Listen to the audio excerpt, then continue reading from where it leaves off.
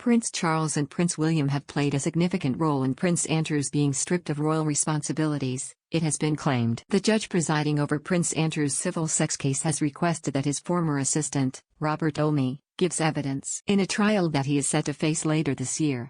The Duke of York is being sued by Virginia Roberts Giuffre, who claims she was trafficked by convicted pedophile Jeffrey Epstein, and was forced to sleep with the prince 3 times when she was 17.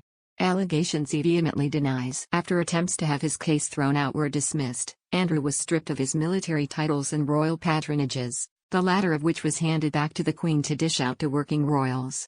A statement from Buckingham Palace also confirmed he would no longer use the style HRH in an official capacity.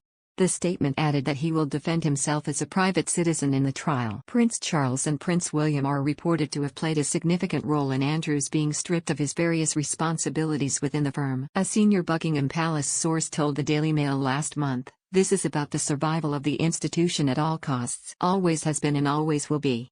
Andrew and his legal team attempted to get the case thrown out, at one point referring to a settlement Ms. Giuffre reached with Epstein in 2009 that barred her from suing any other potential defendants.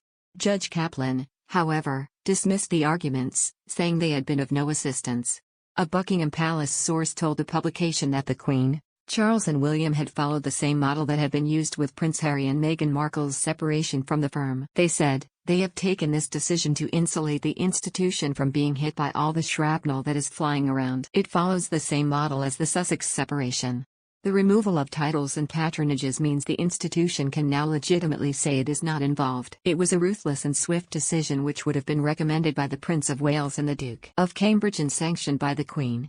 Andrew was removed from public life after his disastrous Newsnight interview in 2019, but was allowed to keep his military titles, including Colonel of the Grenadier Guards, and his charitable patronages.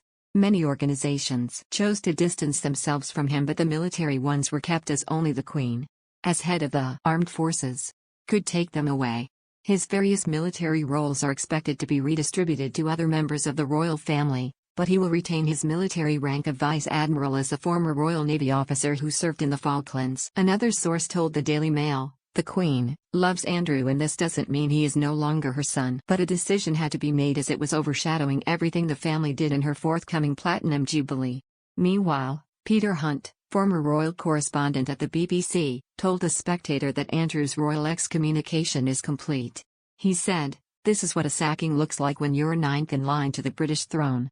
No more appearances on the Buckingham Palace balcony, riding horseback during Trooping the Colour, or laying a wreath at the cenotaph on Remembrance Sunday. Henceforth, Prince Andrew, Duke of York, the non-royal. His only sliver of consolation is that he hasn't been stripped of being a Knight of the Garter yet."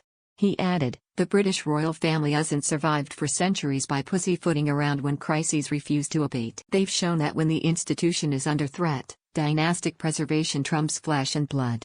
Andrew is not expected to be present at the Queen's Platinum Jubilee celebrations following the events of recent months. Express.co.uk has approached Buckingham Palace for comment.